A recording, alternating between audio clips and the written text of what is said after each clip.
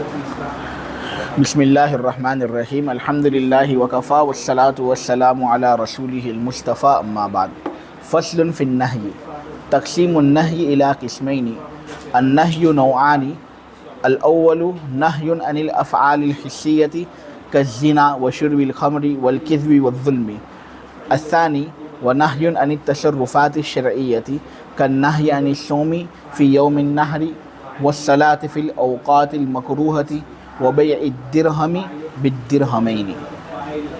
یہ جتنی عبارت میں نے ابھی پڑھی آج انشاءاللہ سبق یہاں تک ہی ہوگا۔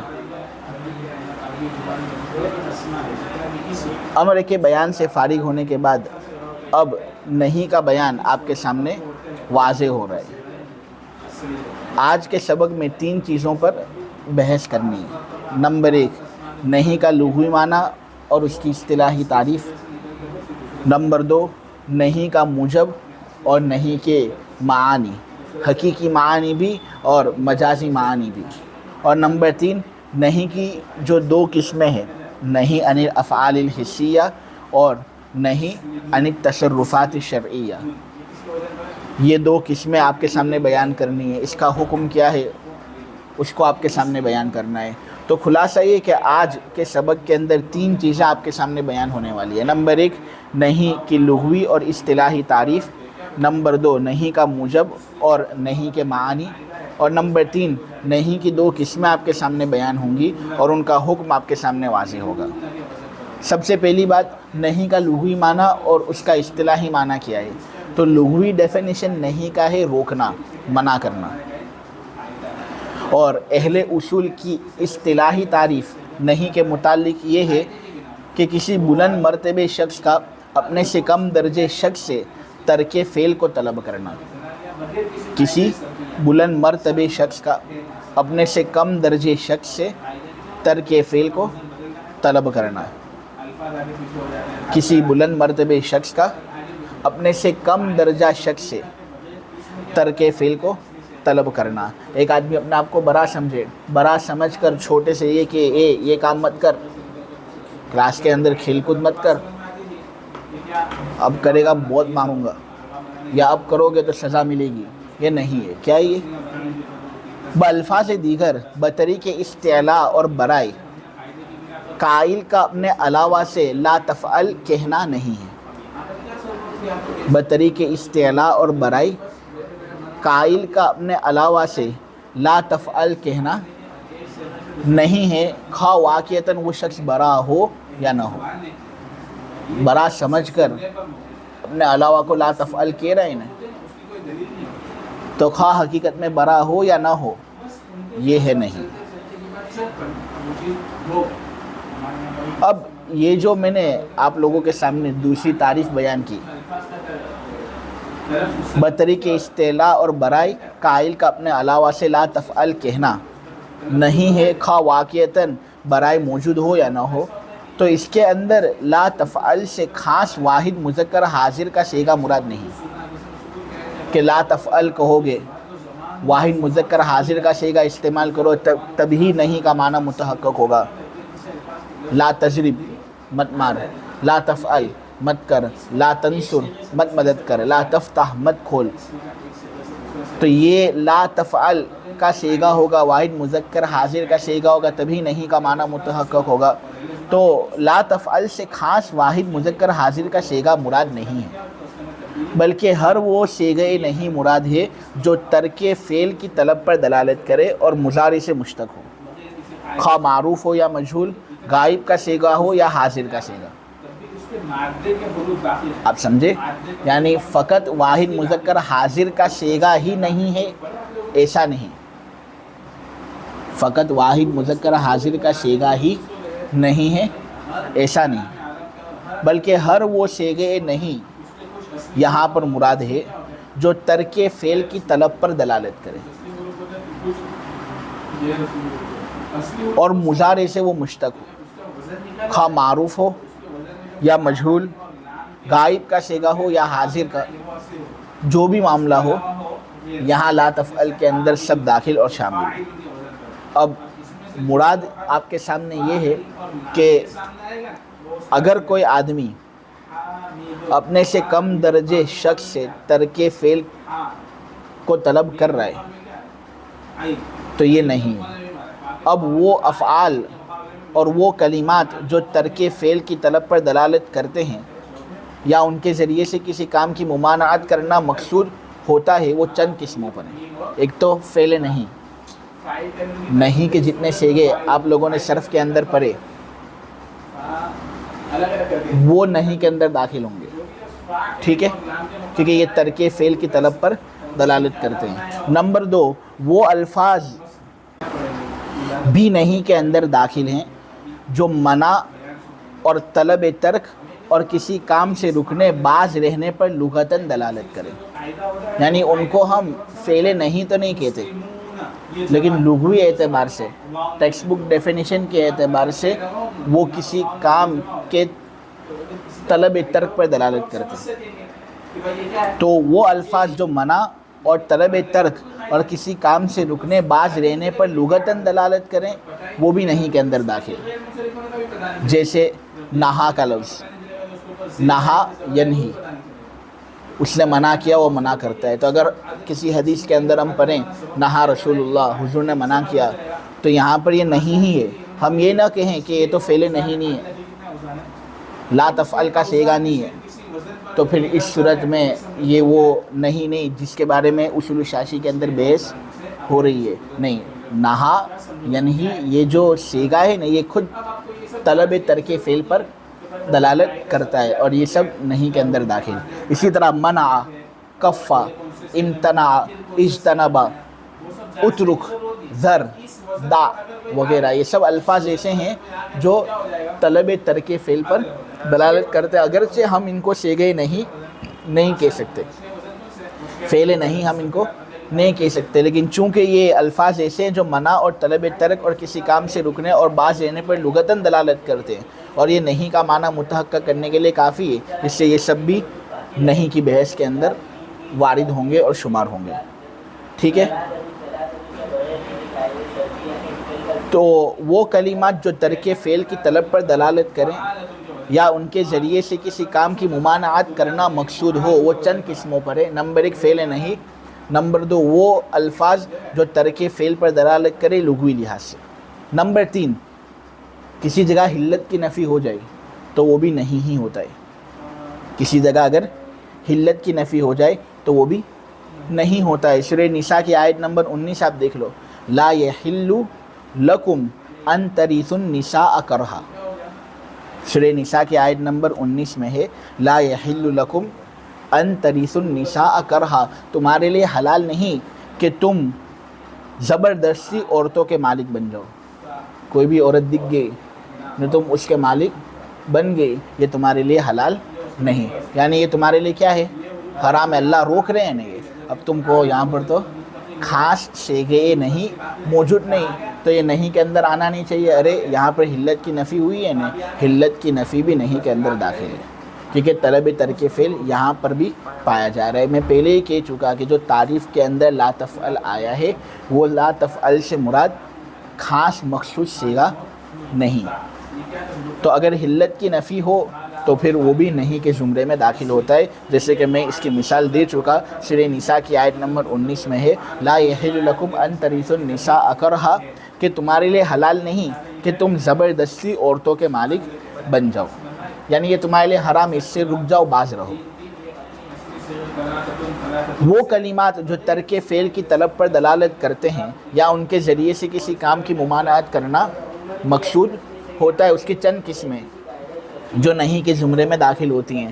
میں نے ایک قسم آپ کے سامنے کیا بیان کی، صیغے نہیں، دوسری قسم جو آپ کے سامنے بیان کی وہ الفاظ جو ترک طلب فعل پر دلالت کرتے ہیں لغوی لحاظ سے، اور نمبر 3 حلت کی نفی جب ہو تو وہ بھی نہیں کے زمرے میں آتا ہے، اور نمبر 4 بھی ہے، جملہ ہو ویسے تو خبریہ لیکن وہ محل طلب کے اندر استعمال ہو رہا ہو، جملہ ہے تو خبریہ لیکن وہ محل طلب کے اندر استعمال ہو رہا ہو، اس سے نہیں کے معنی مفہوم ہو رہے ہو، ترک طلب فعل اس سے متصور ہو رہا ہو تو بھی نہیں کے اندر، اگرچہ ہو وہ حقیقت میں جملہ خبریہ اور تم یہ کہو کہ تو جملہ خبریہ ہے، نہیں کا خاص سیگا نہیں جو ہم صرف میں پڑھ چکے، تو یہ نہیں کے زمرے میں نہیں آنا چاہیے، نہیں یہ بھی نہیں کے زمرے میں آئے گا، کیونکہ نہیں کا خاص سیگا ہی نہیں کے اندر آتا ہو۔ اہل اصول کی اصطلاح میں ایسا نہیں ہوتا، بلکہ ہر وہ فعل جو ترک فعل کی طلب پر دلالت کرتا ہو، ہر وہ فعل جو ترک فعل کی طلب پر دلالت کرتا ہو، وہ سب نہیں کے زمرے کے اندر داخل ہوں گے۔ تو اس کی چوتھی قسم ہے جملہ ہو ویسے تو خبریہ، لیکن وہ محل طلب کے اندر استعمال ہو، جیسے سورہ نساء کی آیت نمبر 23 میں ہے حرمت علیکم امہاتکم، تم پر تمہاری ماؤں کو حرام کر دیا گیا ہے۔ ماؤں کو حرام کر دیا گیا یعنی یہ نہیں کہ اب تم تمہاری ماؤں سے بات چیت بند کر دو، اپنے ماؤں سے قطع تعلق کر دو، نعوذ باللہ، یہ تو بہت بڑا گناہ ہے۔ یہاں پر مضاف محذوف ہے، جیسا کہ بچہ جانتا ہے۔ تمہاری ماؤں سے نکاح کرنا تم پر حرام کر دیا گیا ہے۔ دیکھو یہاں پر اللہ خبر دے رہے ہیں کہ تمہاری ماؤں سے نکاح کرنا تمہارے لیے حرام ہے، یعنی مت کرو نکاح۔ اب یہ سیگا اگرچہ صراحتاً مذکور نہیں، لیکن پھر بھی یہ نہیں کے اندر آئے گا، کیونکہ ترک طلب فعل متصور ہو رہا ہے یا نہیں۔ اسی طرح سورہ مائدہ کی آیت نمبر 3 میں ہے حرمت علیکم المیتۃ والدم ولحم الخنزیر، تم پر حرام کر دیا گیا ہے مردار، خون، خنزیر اور سور کا گوشت۔ یہاں پر خبر دی جا رہی ہے، لیکن اس خبر میں کیا معنی متصور ہو رہا ہے کہ اے میرے بندو خنزیر کے گوشت سے رک جاؤ، اے میرے بندو خنزیر کا گوشت مت کھاؤ، خون ناپاک ہے اس کو مت پیو، مردار مت کھاؤ، تو یہ سب اللہ منع کر رہے ہیں۔ تو یہ جملہ خبریہ بھی محل طلب کے اندر استعمال ہو رہا ہے، نہیں کے معنی اس سے بھی متصور ہو رہے ہیں، اس سے یہ سب قسمیں نہیں کے اندر داخل ہوں گی۔ تو یہ پہلی بات تھی جو آپ کے سامنے آج کے سبق کے اندر بیان کرنی ہے۔ پہلی بات کون سی تھی؟ نہیں کا لغوی معنی اور اس کی اصطلاحی تعریف۔ تو آپ کے سامنے نہیں کا لغوی معنی اور اس کی اصطلاحی تعریف بیان ہوئی یا نہیں؟ بیان ہو گئی۔ اب دوسری بات کی طرف آتے ہیں، نہیں کے کتنے معنی ہیں، نہیں کا موجب کیا ہے، نہیں کا نتیجہ اور اس کا حکم کیا ہے۔ تو جس طرح امر چند معنی کے لیے آتا ہے، میں آپ لوگوں کے سامنے وہ بیان کر چکا، آدمی جو امر کا سبق ہے اس کی طرف مراجعات کر سکتا ہے۔ اس سبق کے اندر میں نے امر کے چند معنی آپ کے سامنے بیان کیے تھے۔ تو جس طرح امر چند معنی کے لیے آتا ہے، نہیں کا بھی یہی حال ہے، نہیں بھی چند معنی کے لیے آتا ہے۔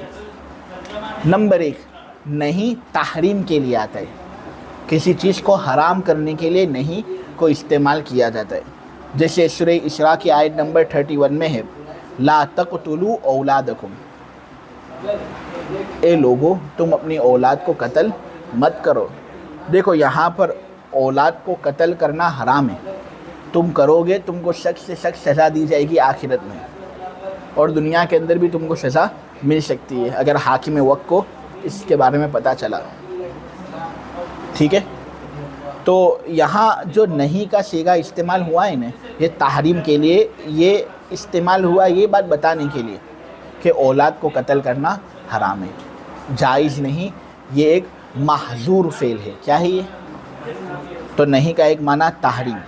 اسی طرح سورہ ممتحنہ کی آیت نمبر 1 میں ہے لا تتخذوا عدوی وعدوکم اولیاء تلقون الیہم بالمودہ، اے میرے بندو تم میرے اور تمہارے دشمنوں کو دوست مت بناؤ، جو میرے اور تمہارے دشمن ہیں تم ان کو دوست مت بناؤ۔ یہاں پر اللہ اور اس کے رسول کے دشمن اور ایمان والوں کے دشمنوں کو دوست بنانے سے منع کیا گیا ہے، معلوم ہوا ان کو دوست بنانا حرام ہے۔ تو یہاں پر نہیں تحریم کے لیے، تو نہیں کا ایک معنی ہے تحریم، وہ یہ بات بتانے کے لیے آتا ہے کہ یہ جو چیز یہاں پر مذکور ہوگی صیغہ نہیں کے ذریعے سے، یہ چیز کرنا حرام ہے۔ نہیں کا ایک معنی ہے کراہت، کبھی نہیں آتی ہے یہ بات بتانے کے لیے کہ یہ کام کرنا اچھا نہیں ہے۔ ہم یہ نہیں کہہ سکتے کہ 100% وہ حرام ہی ہے، کہ وہ کرو گے تو تم کو سزا ہی ملے گی،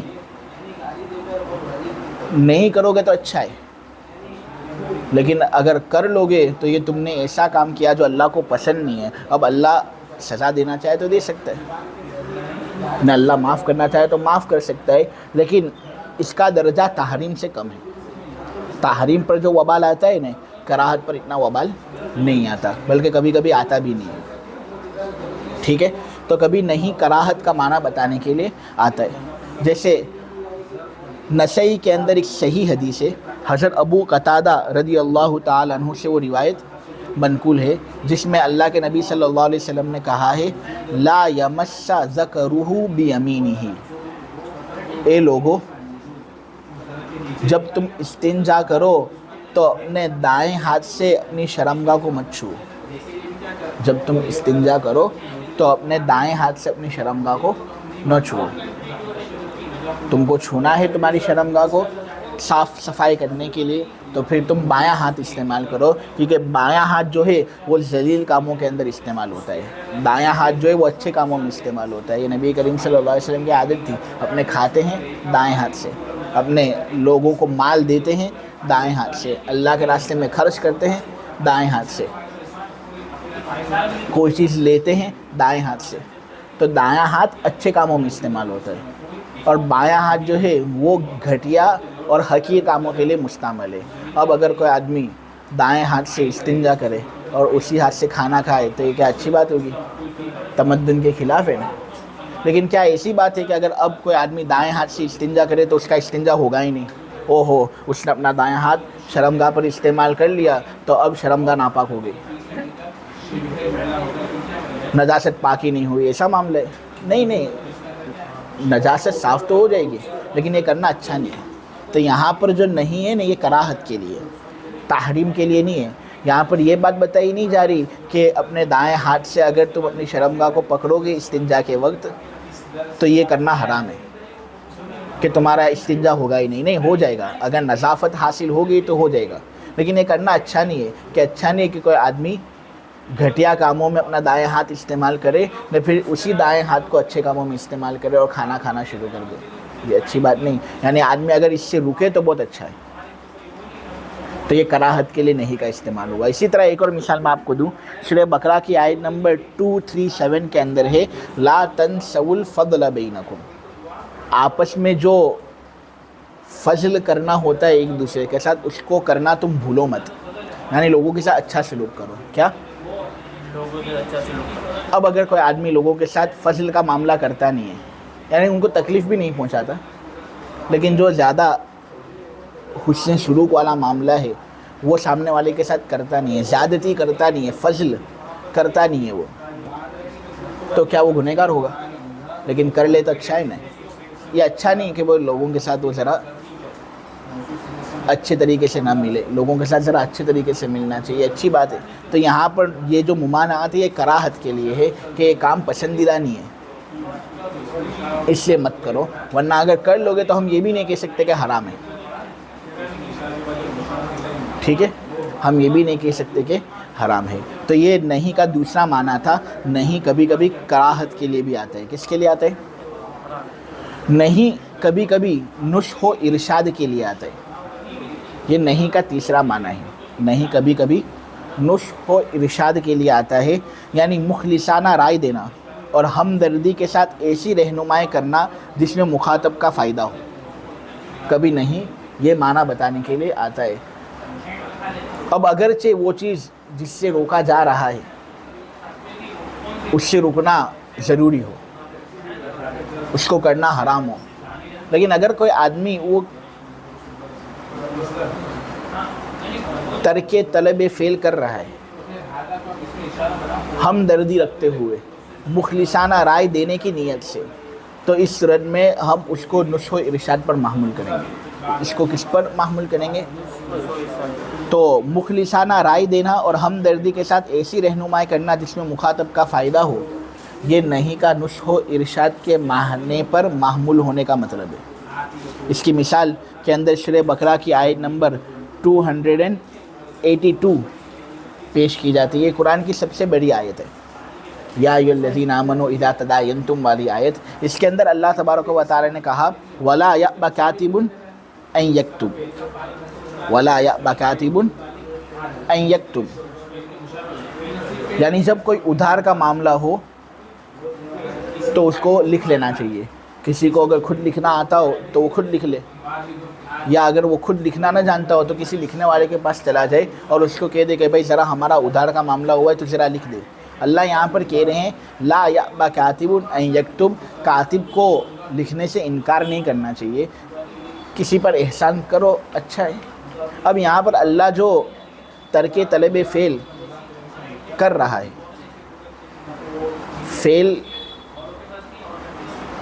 کے ترک کو جو اللہ تبارک و تعالی طلب کر رہا ہے، یہ مخلصانہ رائے کے پیش نظر، ہمدردی کو مد نظر رکھتے ہوئے اللہ یہاں پر کر رہا ہے. جیسا کہ سیاق و سباق سے یہ بات واضح ہے، اور آدمی اگر عربی جانتا ہے تو وہ یہاں اس آیت کے انداز سے اور اس کے اندر جو مضمون ہے اس سے ہی یہ بات سمجھ سکتا ہے کہ اللہ یہاں پر یہ نہیں کہنا چاہتے کہ اگر کاتب لکھنے سے انکار کر دے تو اس نے حرام کام کیا. یہاں پر حسن سلوک کی تلقین دی جا رہی ہے، ایک ہمدردی کا حکم دیا جا رہا ہے، ہمدردی کی تلقین کی جا رہی ہے. کیوں ہمدردی کی تلقین؟ اس لیے کی جا رہی ہے کہ اگر کاتب لکھ لینا تو جو دو لوگ ہیں ان کا ادھار کا معاملہ مستحکم ہو جائے گا، لڑائی جھگڑے سے یہ لوگ محفوظ رہیں گے. اگر یہی لکھنے سے انکار کر دے تو پھر کیا ہوگا؟ کوئی لکھے گا نہیں معاملہ، جب معاملہ لکھا ہوا نہیں ہوگا تو لڑائی جھگڑے ہوں گے. تو اس لیے تمہاری بہتری اسی میں ہے کہ لکھ لو تم، اور لکھنے سے انکار مت کرو. تمہیں لکھنا آتا ہو تو بہت اچھا، ورنہ کسی کاتب کے پاس چلے جاؤ، اس کے پاس لکھوا لو. اور کاتب کو بھی لکھ ہی لینا چاہیے، اس کو لکھنے سے انکار نہیں کرنا چاہیے. تو یہ نہیں کا نصح و ارشاد کے معنی پر محمول ہونا ہے. ایک اور مثال میں دے دوں، سورہ مائدہ کی آیت نمبر 101 میں ہے لا تسألوا عن اشیاء ان تبد لکم تسؤکم. اے لوگو تم مت پوچھو ایسی چیزوں کے بارے میں کہ اگر ان کا حکم تمہارے سامنے ظاہر ہو جائے تو تم تکلیف میں پڑ جاؤ. بہت سی مرتبہ ایسا ہوتا ہے کہ کوئی چیز اللہ تبارک و تعالیٰ کی طرف سے حرام ہوئی نہیں ہے، آدمی جب تک خاموش رہتا ہے تب تک وہ چیز حرام ہوتی نہیں ہے، لیکن جب وہ سوال کر لیتا ہے نا تو لوگوں کے ذہن میں اس چیز کے متعلق شک پیدا ہو جاتا ہے. اب وہ جواب اگر سنیں گے نہیں تو پھر وہ دین کے اندر شک کرنا شروع کر دیں گے، اور دین کے اندر شک کرنا کفر ہے، اس لیے لوگوں کو کفر سے بچانے کے لیے جواب دینا ہوگا. اب مفتی صاحب جواب دے دیں گے اور اس کے اندر حرمت کا پہلو ہے تو چیز لوگوں پر حرام ہو جائے گی. تو اس طرح آدمی کے ایک سوال کے ذریعے سے چیز لوگوں پر حرام ہوئی یا نہیں. مثلا وہ کسی مفتی صاحب کے پاس جاتا ہے اور کہتا ہے کہ مجھے جہاد کرنا ہے، جہاد کرنا ہے. کسی مفتی کے صاحب کے پاس جاتا ہے اور کہتا ہے کہ مجھے اللہ کے راستے میں لڑنا ہے، اتنے سب حالات پیدا ہو رہے ہیں، میں جد و جہد کرنا چاہتا ہوں، محنت مشقت کرنا چاہتا ہوں، لڑنا چاہتا ہوں. اب مفتی صاحب نے پھر فتویٰ نکال دیا تو پھر کیا کرو گے؟ پھر تو نکلنا ضروری ہو جائے گا نہیں.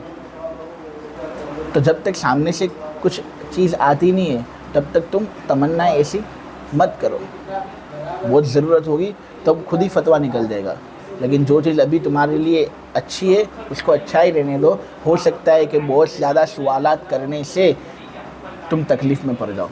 تو دیکھو یہاں پر اللہ جو بہت زیادہ سوال کرنے سے روک رہے ہیں، یہ ہمدردی کو مد نظر رکھتے ہوئے روک رہے ہیں نا، تو یہ نہیں کا نصح و ارشاد کے معنی پر محمول ہونا ہے. نہیں کبھی دعا کا معنی بتانے کے لیے بھی آتا ہے. جب نہیں کا صیغہ ادنا کی طرف سے اعلیٰ کے حضور نہایت عاجزی سے صادر ہو تب نہیں دعا کا معنی بتاتے ہیں. جب نہیں کا صیغہ ادنا کی طرف سے اعلیٰ کے حضور نہایت عاجزی سے صادر ہو تو نہیں دعا کے لیے ہوتے. جب نہیں کا صیغہ ادنا کی طرف سے اعلیٰ کے حضور نہایت عاجزی سے صادر ہو تو یہ نہیں دعا کے معنی میں. اپنے یہاں پر یہ نہیں کہیں گے تو نہیں کا حقیقی معنی یہاں پر مراد لے رہا ہے. لہٰذا جب کوئی آدمی اللہ سے دعا کرے اے اللہ تو میری پکڑ مت کر، تو وہ اپنے آپ کو بڑا سمجھ رہا ہے، اللہ کو چھوٹا سمجھ رہا ہے، اور اللہ کو کہہ رہا ہے لا تفعل، میری پکڑ مت کر. نہیں، ایسا نہیں.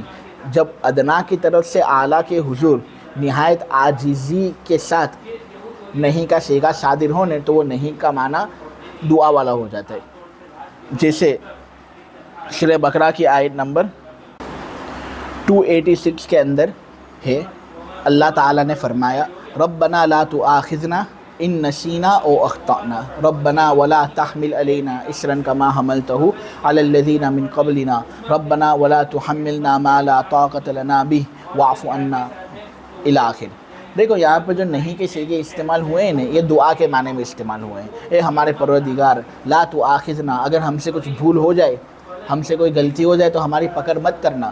اب یہاں پر حقیقی معنی مراد نہیں کہ ایک آدمی اللہ کو نعوذ باللہ چھوٹا سمجھ رہا ہے، اپنے آپ کو بڑا سمجھ رہا ہے اور کہہ رہا ہے پکڑ مت کر میری، یہ مراد نہیں، بلکہ یہاں پر دعا والا معنی مراد ہے کہ اے اللہ مت کریو میری پکڑ اگر ہم سے کچھ غلطی ہو جائے یا خطا ہو جائے.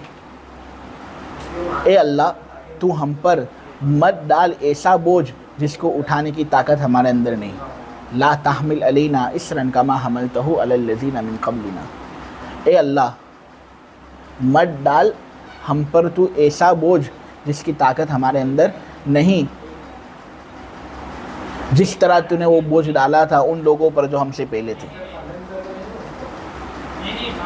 ٹھیک ہے، تو یہ سب نہیں کے صیغے آپ کے سامنے بیان کیے جا رہے ہیں، اور یہ جو نہیں کے صیغے ہیں یہ سب کے سب دعا والا معنی بتا رہے ہیں. تو ایک نہیں کا معنی ہے تحریم، نہیں کا دوسرا معنی ہے کراہت، نہیں کا تیسرا معنی ہے نصح و ارشاد، نہیں کا چوتھا معنی ہے دعا، نہیں کا پانچواں معنی ہے تحقیر. نہیں کا پانچواں معنی ہے تحقیر. کسی چیز کی حقارت اگر بتانی ہونے تو حقارت بتانے کے لیے بھی نہیں کا صیغہ استعمال کیا جاتا ہے. سورہ طٰہٰ کی آیت نمبر 131 میں ہے وَلَا تَمُدَّنَّ عَيْنَيْكَ إِلَىٰ مَا مَتَّعْنَا بِهِ. یہاں دنیا کی جو چیزیں ہیں جس سے کافر لوگ بہت مزے لیتے ہیں ان کی حقارت بتانے کے لیے نہیں کا صیغہ استعمال ہوا ہے. اس کا ترجمہ ہوتا ہے دنیاوی زندگی کی اس بہار کی طرف اے محمد تم آنکھیں اٹھا کر بھی مت دیکھو جو ہم نے کفار کو دی ہیں تاکہ وہ خوب مزے اڑائیں. تو یہاں دنیا کی حقارت کو پیش نظر رکھنا مقصود ہے، اس لیے یہاں نہیں کا صیغہ استعمال کیا گیا. کبھی نہیں کا معنی التماس کے لیے ہوتا ہے، درخواست کرنے کے لیے نہیں کا صیغہ استعمال کیا جاتا ہے. یعنی دو ہم عمر یا ہم رتبے میں سے ایک کا دوسرے کو بدون استعلاء اور بغیر تواضع اور انکساری کے نرمی سے روکنا. دو ہم عمر یا ہم رتبے میں سے ایک کا دوسرے کو بدون استعلاء اور بغیر تواضع اور انکساری کے نرمی سے روکنا. کوئی آدمی کسی دوسرے آدمی کو روکے، تواضع بھی نہیں ہے،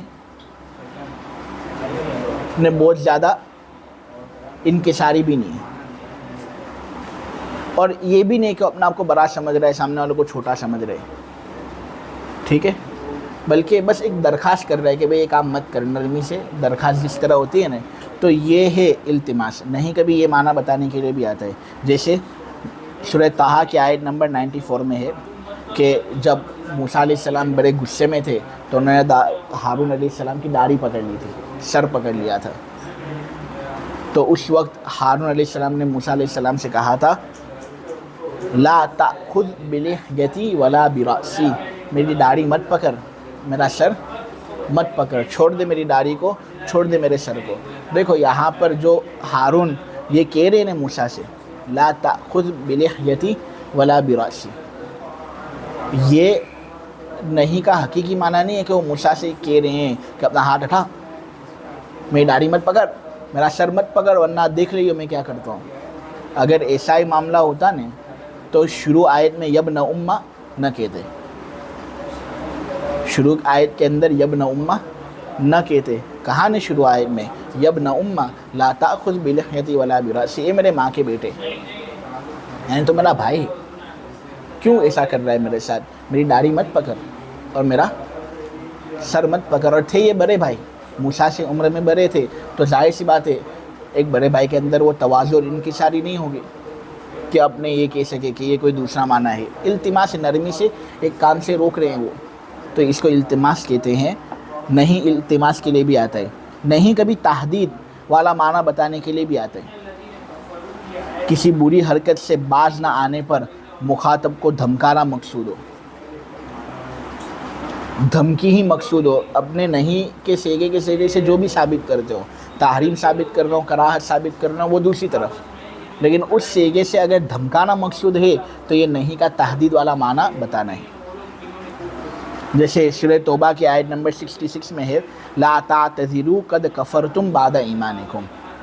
اے منافقو جھوٹے جھوٹے عذر مت پیش کرو، تم تو ایمان لانے کے بعد کافر ہو چکے. تو یہاں پر منافق لوگوں کو ڈرانا اور دھمکانا مقصود ہے. ٹھیک ہے، تو یہ چند معنی میں نے آپ کے سامنے بیان کی. اس کے علاوہ اور بھی معنی ہیں، تو نہیں کے بارے میں یہ معلومات رکھنا بھی ایک طرح سے ضروری تھا. اب ایک بات ذرا سمجھ لو، نہیں کا موجب. تو نہیں کا سیگا جب قرینے سے خالی ہونے تو جمہور حضرات یہ کہتے ہیں کہ وہ تحریم کے لیے ہوتا ہے. جب کوئی قرینہ نہ ہو جو اس کا کوئی دوسرا معنی متعین کرے تو اس وقت نہیں جو ہے نا وہ تحریم کے لیے ہوتا ہے. جمہور حضرات یہی کہتے ہیں. جس طرح امر جب قرینے سے خالی ہو تو وہ کون سا معنی بتاتے ہیں؟ وجوب. تو اسی طرح جب نہیں کا سیگا قرینے سے خالی ہونے تو وہ تحریم والا معنی بتائے گا.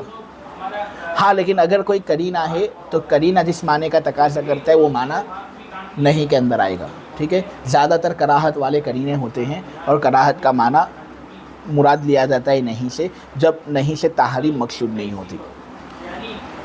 آج کے سبق میں آپ لوگوں کے سامنے 3 باتیں بیان کرنی تھی. نمبر 1 نہیں کا لغوی معنی اور اصطلاحی معنی، وہ میں نے آپ لوگوں کے سامنے بیان کر دیا. نمبر 2 نہیں کا موجب اور اس کے معنی، وہی میں نے آپ لوگوں کے سامنے بیان کر دیا. اب جو تیسری بات ہے جو میرے خیال سے سب سے اہم ہے وہ ہے نہیں کی 2 قسمیں اور ان کا حکم. وہ ابھی آپ کے سامنے بیان کرنا ہے. سب سے پہلے ہم یہ سمجھیں کہ افعال حسیہ کس کو کہتے ہیں، کیونکہ نہیں کی پہلی قسم ہے نہیں عن الافعال الحسیہ، افعال حسیہ سے منع کرنا. تو ظاہر سی بات ہے یہ قسم ہم کو سمجھ میں اسی وقت آئے گا جب ہم کو پتہ چلے کہ افعال حسیہ کہتے کسے ہیں. تو افعال حسیہ وہ افعال ہیں جو حسن جانے جائیں، جو ظاہر کیے جاتے ہیں، حس سے ان کو معلوم کیا جاتا ہو. شریعت کے علم پر ان کا وجود اور تحقق موقوف نہ ہو. کسی کے پاس شریعت کا علم ہے تبھی وہ اس کو وجود دے سکتا ہے، تبھی وہ اس کو متحقق کر سکتا ہے. ایسا نہیں، شریعت کے علم پر افعال حسیہ کا وجود اور تحقق موقوف نہیں ہوتا. دوسرے الفاظ میں یہ سمجھو کہ افعال حسیہ وہ افعال ہے جن کے معنی ورود شرع سے پہلے معلوم ہے. شریعت ابھی تک وارد ہوئی نہیں ہے اور اس سے پہلے ہی اگر کسی فعل کے بارے میں ہم کو پتہ چل جائے اور شریعت کے آنے سے اس کے اندر کوئی تغیر بھی نہ ہو تو پھر یہ ہے افعال حسیہ. مثال میں دوں گا تو بات اچھی طریقے سے سمجھ میں آ جائے گی، لیکن ایک اور مرتبہ افعال حسیہ کی تعریف میں آپ کے سامنے بیان کروں.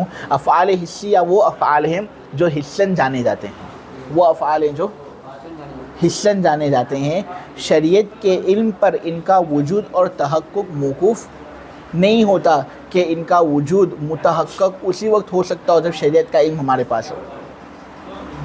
دوسرے الفاظ میں افعال حسیہ وہ افعال ہیں جن کے معنی ورود شرع سے پہلے معلوم ہو.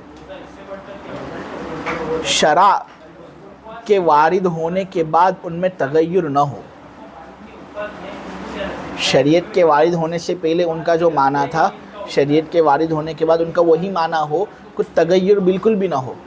یہ ہے افعال حسیہ. اور ان افعال حسیہ سے منع کرنا نہیں عن الافعال الحسیہ ہے. فعل حسی کی ایک مثال میں آپ کو دوں تو وہ ہے زنا. زنا ایک فعل حسی ہے، کیونکہ دیکھو جب آدمی ایسی عورت کے ساتھ تعلق قائم کرتا ہے جو میاں بیوی آپس میں تعلق قائم کرتے ہیں، جو عورت اس کے لیے حلال نہیں، حرام ہے، تو یہ زنا ہے. تو یہ ظاہر ہوتا ہے نہیں، یہ حس سے تعلق رکھتا ہے۔ نیز آپ دیکھو تو شریعت کے علم پر زنا کا وجود اور تحقق موقوف نہیں ہے کہ جو آدمی شریعت کو جانتا ہو وہی زنا کر سکتا ہو، ایسا ہے؟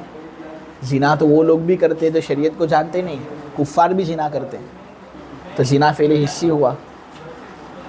آپ دیکھو کہ شریعت جب نبی کریم صلی اللہ علیہ وسلم پر نازل ہوئی اس سے پہلے زنا کا معنی معروف و مشہور تھا، معروف و مشہور تھا۔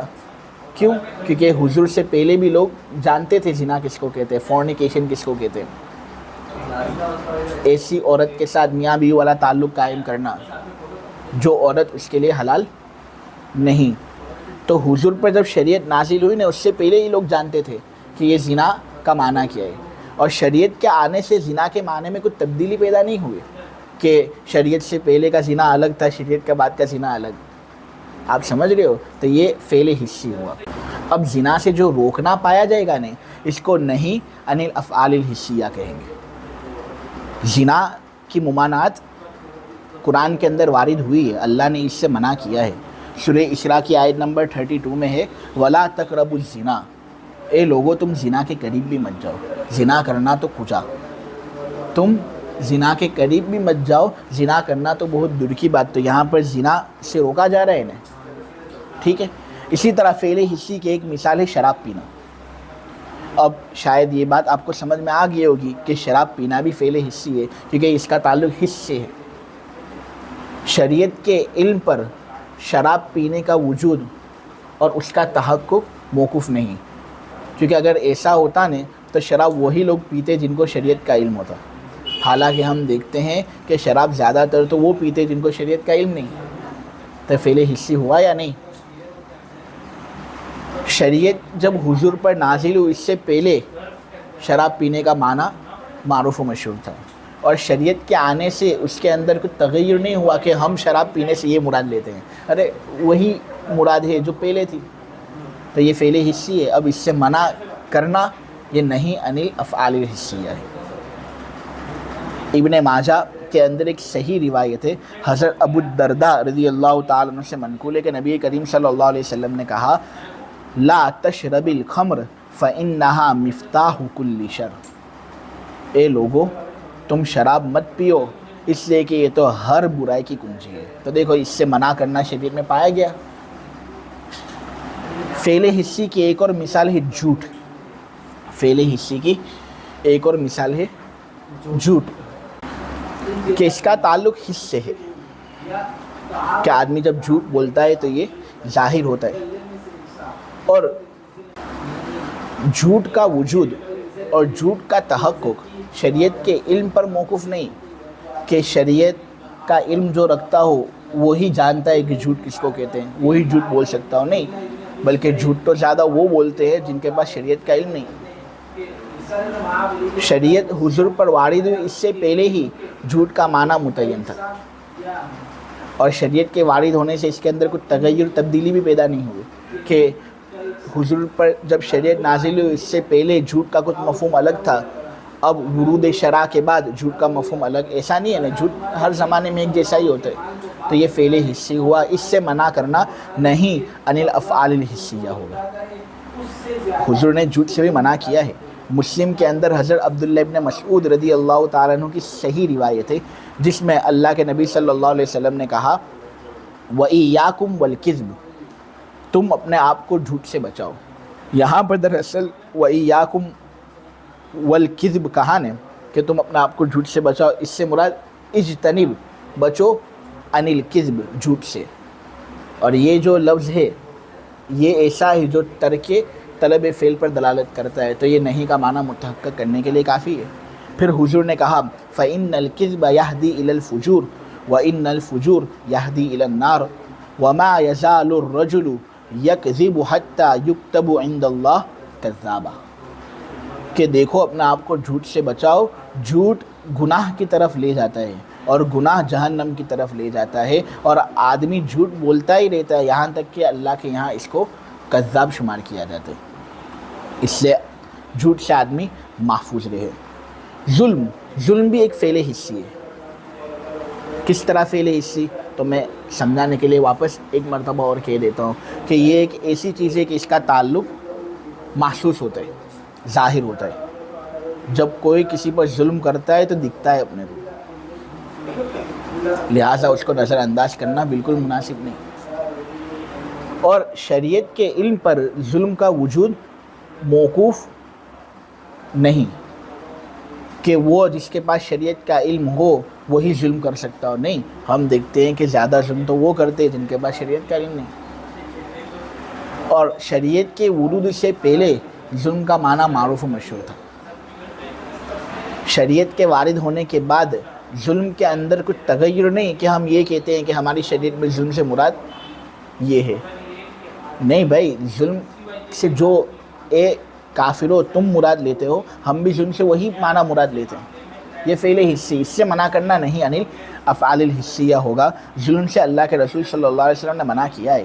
امام احمد نے ابو حمید الساعدی کے حوالے سے ایک صحیح روایت بیان کی ہے، الا لا تظلموا، الا لا یحل مال امرئ الا بطیب نفس منہ، کہ سنو، ظلم مت کرو، کسی آدمی کا مال حلال نہیں مگر اس وقت جب وہ خوشی سے تم کو دے۔ یہاں پر حضور نے ظلم سے منع کیا۔ تو ایک نہیں کی قسمیں نہیں عن الافعال الحسیہ، ایک نہیں کی قسمیں نہیں عن التصرفات شرعیہ۔ تصرفات شرعیہ، افعال شرعیہ سے منع کرنا یہ نہیں کی دوسری قسم ہے۔ افعال شرعیہ کس کو کہتے ہیں؟ افعال شرعیہ وہ افعال ہیں کہ شریعت کے علم پر ان کا وجود اور تحقق موقوف ہو۔ شریعت کے علم پر ان افعال کا وجود اور تحقق موقوف ہو۔ تو اگر افعال ایسے ہیں کہ شریعت کے علم پر ان کا وجود اور تحقق موقوف ہے تو ان کو افعال شرعیہ کہا جائے گا۔ دوسرے الفاظ میں ورود شرع سے پہلے ان کے معنی اچھے طریقے سے معلوم نہ ہو، شریعت جب آئی تب اس معنی کی وضاحت ہمارے سامنے ہوئی، لہذا شریعت سے پہلے یہ افعال کچھ الگ طریقے سے ہوتے تھے، شریعت کے وارد ہونے کے بعد افعال کے اندر تغیر ہوا اور ہم اس سے کچھ دوسرا مراد لیتے ہیں۔ یہ ہے افعال شرعیہ۔ اگر افعال شرعیہ سے منع کیا جائے تو یہ نہیں عن التصرفات شرعیہ کہا جائے گا، سمجھے؟ جیسے صوم، روزہ۔ روزے کا لغوی معنی ہے روکنا، اپنے آپ کو روکنا، ٹھیک ہے؟ شریعت کے وارد ہونے سے پہلے جو روزہ ہم رکھتے ہیں رمضان کے مہینے میں، عاشورہ کے دن جو ہم نفل روزہ رکھتے ہیں، ذی الحجہ میں جو ہم نفل روزے رکھتے ہیں، شریعت کے وارد ہونے سے پہلے کیا اس کا معنی ہم کو معلوم تھا؟ بلکہ شریعت کے وارد ہونے سے پہلے ہم صوم کو روکنا ہی سمجھتے تھے، اگر عربی زبان ہم کو آتی ہو تو، ورنہ یہ بھی نہیں سمجھتے۔ شریعت کے آنے کے بعد اس روکنے میں تغیر ہوا اور یہ بات ہمارے سامنے واضح ہوئی کہ صبح صادق سے لے کر غروب آفتاب تک کھانے پینے جماع سے اپنے آپ کو روکے رکھنا، یہ ہے روزہ۔ صبح صادق سے لے کر غروب آفتاب تک کھانے پینے اور جماع سے اپنے آپ کو روکے رکھنا، یہ ہے روزہ۔ تو یہ فعل شرعی ہوا یا نہیں کہ شریعت کے ذریعے سے ہم کو یہ بات معلوم ہوئی؟ نیز ہم کو یہ بات معلوم ہوئی کہ عورت اگر ہے اور وہ روزہ رکھنا چاہتی ہے تو حیض اور نفاس سے پاک ہونا بھی اس کے لیے ضروری ہوگا۔ اگر وہ حالت حیض یا حالت نفاس کے اندر ہے تو وہ روزہ نہیں رکھ سکتی۔ تو جو آدمی شریعت کا علم نہ رکھتا ہو، کیا روزے کا یہ معنی وہ ادا کر سکتا ہے؟ نہیں نا۔ روزے کا یہ معنی وہی آدمی ادا کر سکتا ہے جو شریعت کا عالم ہو، شریعت کا علم رکھتا ہو، تو یہ فعل شرعی ہوا۔ اب اگر روزے سے کسی خاص وقت میں منع کیا جائے نہیں تو یہ نہیں عن التصرفات شرعیہ ہوا۔ جیسے عید الاضحیٰ کے دن روزے سے منع کیا گیا کہ عید کے دن تم روزے مت رکھو، ڈیڑھ ہوشیار مت بنو کہ عید کے دن ہی جب لوگ گوشت کھا رہے ہوں تم روزے سے ہو۔ اس سے نبی کریم صلی اللہ علیہ وسلم نے منع کیا ہے۔ دراصل امام ابن خزیمہ نے احادیث اسماعیل ابن جعفر میں حضرت عائشہ کے حوالے سے ایک صحیح روایت بیان کی ہے، جس میں یہ بات کہی گئی کہ نبی کریم صلی اللہ علیہ وسلم نے 2 روزوں سے منع فرمایا، نہا عن صومین۔ پھر راوی نے خود وضاحت کی کہ یہاں 2 روزوں سے مراد کیا ہے، تو ایک روزہ عید الاضحیٰ کا روزہ ہے اور دوسرا روزہ عید الفطر کا روزہ ہے، کہ عید الفطر کے دن روزے رکھنے سے منع کیا اور عید الاضحیٰ کے دن روزے رکھنے سے منع کیا۔ اب تم کو یہ تو نہیں کا صیغہ نہیں ہے، لا تفعل کا صیغہ نہیں ہے، تو میں آپ کو یہ بات بتا چکا ہوں کہ نہیں کے زمرے میں داخل ہونے کے لیے لا تفعل کا صیغہ ہونا ضروری نہیں۔ اگر کوئی لفظ ایسا آ جائے جو ترک طلب فعل والے معنی پر دلالت کرے لغتاً، جیسے نہا کا لفظ، نہا عن صومین، تو یہ بھی نہیں کے زمرے میں داخل ہونے کے لیے کافی ہے۔ تو یہاں حضور نے 2 روزوں سے منع فرمایا، یہ کہ تم عید الفطر کو روزہ مت رکھو اور تم عید الاضحیٰ کو روزہ مت رکھو۔ معلوم ہوا روزہ رکھنا عید الاضحیٰ کے موقع پر ممنوع ہے۔ اس سے جو حضور نے منع کیا، شارع نے منع کیا، اس کو نہی عن التصرفات الشرعیہ کہا جائے گا، ٹھیک ہے۔ فعل شرعی کی ایک اور مثال میں آپ کے سامنے بیان کروں، نماز پڑھنا۔ نماز یہ فعل شرعی کی دوسری مثال ہے۔ کیا آپ دیکھو کہ شریعت کے وارد ہونے سے پہلے صلاۃ، نماز کا ایک الگ مفہوم تھا۔ عرب صلاۃ کا لفظ جب بولتے تھے نا تو اس سے دعا کا معنی مراد لیتے تھے۔ کیا معنی مراد لیتے تھے؟ اور ہم تو صلاۃ کا کچھ معنی سمجھتے ہی نہیں تھے، جو سمجھائے نبی کریم صلی اللہ علیہ وسلم کے صدقے طفیل سمجھائے، ورنہ اس سے پہلے تو صلاۃ کا معنی بھی اپنے کو آتا نہیں تھا۔ ہاں عرب لوگ کو آتا تھا، وہ صلاۃ سے دعا کا معنی مراد لیتے تھے۔ شریعت آئی تو یہ دعا بدل گئی اس نماز سے جو ہم مسجدوں کے اندر ادا کرتے، گھروں کے اندر ادا کرتے، یعنی ارکان مخصوصہ کو اوقات مخصوصہ میں ہیئت مخصوصہ کے ساتھ ادا کرنا، طہارت کے ساتھ ادا کرنا، ستر عورت کے ساتھ ادا کرنا، استقبال قبلہ کے ساتھ ادا کرنا، وغیرہ وغیرہ۔ تو شریعت نے معنی بدلا نا صلاۃ کا۔ اور یہ جو نماز ہم پڑھتے ہیں ارکان مخصوصہ، یعنی رکوع کرنا، سجدہ کرنا، قرات کرنا، اوقات مخصوصہ میں ارکان مخصوصہ کو ہیئت مخصوصہ کے ساتھ جو ہم ادا کرتے ہیں، شریعت کو ہم جانتے ہیں، اسی لیے تو ہم ادا کر سکتے ہیں۔ شریعت کے علم کے بغیر کیا کوئی آدمی اس طرح نماز پڑھ سکتا ہے؟ نہیں، وہ گھبرا جائے گا۔ تو یہ فعل شرعی ہوا۔ اب اگر نماز سے کسی جگہ روکا گیا نا تو یہ نہیں عن التصرفات شرعیہ ہوگا۔ نماز سے روکا گیا ہے، اوقات مکروہہ میں نماز پڑھنے سے روکا گیا ہے۔ طلوع شمس کے وقت نماز پڑھنا صحیح نہیں، استواء شمس کے وقت نماز پڑھنا صحیح نہیں، غروب شمس کے وقت نماز پڑھنا صحیح نہیں، یہ اوقات مکروہ ہیں۔ نبی کریم صلی اللہ علیہ وسلم نے ان اوقات میں نماز پڑھنے سے ہم کو روکا ہے، تو یہاں نماز پڑھنے سے روکا جا رہا ہے نہیں، تو یہ نہیں عن التصرفات شرعیہ ہوا۔ تم شاید مجھے پوچھو کہاں روکا، تو میں وہی حدیث آپ کے سامنے بیان کروں گا جس کو ابن خزیمہ نے بیان کی ہے عائشہ کے حوالے سے، احادیث سے اسماعیل ابن جعفر میں صحیح روایت ہے کہ حضور نے جس طرح 2 روزوں سے منع کیا، اسی طرح حضور نے 2 نمازوں سے منع کیا۔ نہا عن صلاتین، صلاۃ بعد العصر حتی تغرب الشمس وعن صلاۃ بعد الصبح حتی تطلع الشمس۔ عصر کے بعد نماز پڑھنے سے حضور نے منع کیا یہاں تک کہ سورج مکمل غروب ہو جائے، اور صبح کے بعد، فجر کے بعد نماز پڑھنے سے نبی کریم صلی اللہ علیہ وسلم نے منع کیا یہاں تک کہ سورج طلوع ہو جائے مکمل طور پر۔ تم کو اوقات مکروہ تو 3 ہیں، یہاں پر تو فقط 2 مکروہ وقت بیان ہوئے۔ استواء شمس کے متعلق کوئی ممانعت ثابت نہیں ہوئی، تو وہ بھی ثابت ہے۔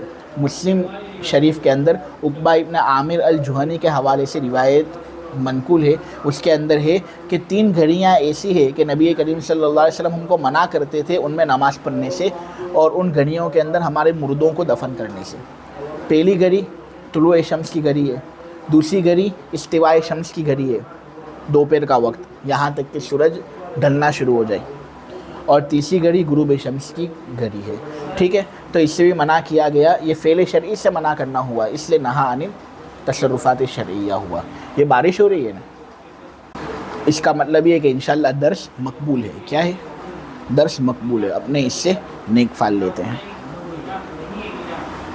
وَبَيْعِ الدِّرْهَمِ بِالدِّرْهَمَيْنِ، ایک درہم کو 2 درہم کے بدلے میں بیچنا، اس سے منع کیا گیا ہے شریعت کے اندر کہ 1 درہم کو 2 درہم کے بدلے میں مت بیچو. کیوں معلوم ہے؟ کیونکہ درہم جو ہے نا یہ ایک ایسی چیز ہے جس کو وزن کیا جاتا ہے، اور اس کو اس کے ہم مثل کے عوض بیچا جا رہا ہے. اور ایک چیز کو جس کو وزن کیا جاتا ہے اس کے ہم مثل کے عوض اس کو بیچنا کمی زیادتی کے ساتھ، یہ تو سود ہے. اور سود سے شریعت نے ہم کو پاک صاف رکھا ہے، سود سے شریعت نے ہم کو روکا ہے. اب یہاں جو بات مجھے دراصل کہنی ہے وہ ہے بیع، خرید و فروخت. آپ اگر دیکھو تو یہ فعل شرعی ہے. شریعت کے وارد ہونے سے پہلے بیع کا ایک الگ مفہوم تھا،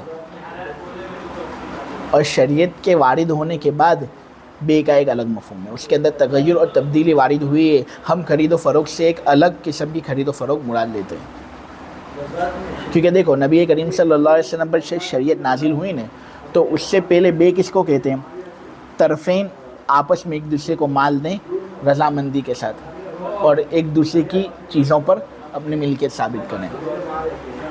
یہ حضور کی شریعت سے پہلے تھا. برابر حضور کی شریعت جب ہم پر آئی تو پھر اس مفہوم کے اندر ذرا تغیر ہوا نا کہ بھائی طرفین کی جانب سے مالی تبادلہ باہمی رضامندی کے ساتھ ہو جائے. یہی بیع نہیں بلکہ اس کے اندر بہت سی چیزوں کا لحاظ رکھنا پڑتا ہے. ایجاب اور قبول ہونا چاہیے. نمبر 2 مبی موجود ہونی چاہیے. نمبر 3 بائی کی ملکیت مبی پر ہونی چاہیے. سور کا گوشت خریدا نہ جا رہا ہو، اس کو بیچا نہ جا رہا ہو. شراب کی بوتلیں خریدی نہ جا رہی ہے، اس کو بیچا نہ جا رہا ہو، ورنہ بے باطل ہو جائے گی. اگر مسلمان سور کا گوشت بیچتا ہے کسی دوسرے مسلمان کو تو بے باطل ہو جائے گی. شراب کی بوتل بیچتا ہے تو بے باطل ہو جائے گی. ٹھیک ہے. اسی طرح عاقل ہونا چاہیے. خرید و فروخت کرنے والا عاقل ہونا چاہیے، بالغ ہونا چاہیے. کوئی بچے آپس میں خرید و فروخت کر لیں تو کیا ہم اس خرید و فروخت کا اعتبار کرتے ہیں؟ نہیں کرتے ہم. تو بیع کا جو مفہوم پہلے تھا اس سے تبدیلی ہوئی نا ورود شرع کے بعد. اب اس بیع کے مفہوم پر وہی آدمی واقف ہو سکتا ہے جو شریعت کا علم رکھتا ہو. شریعت کے علم سے پہلے اس پر واقفیت حاصل کرنا ممکن نہیں. تو یہ بیع وہی آدمی وجود میں لا سکتا ہے جس کے پاس شریعت کا علم ہو. جس کے پاس شریعت کا علم نہیں وہ ایسی بیع وجود میں نہیں لا سکتا. ٹھیک ہے.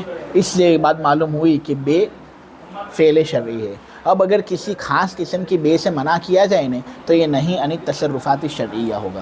جیسے 1 درہم کو 2 درہم کے بدلے میں بیچنا، اس بیع سے منع کیا گیا کہ اس کے اندر ربا ہے، سود ہے.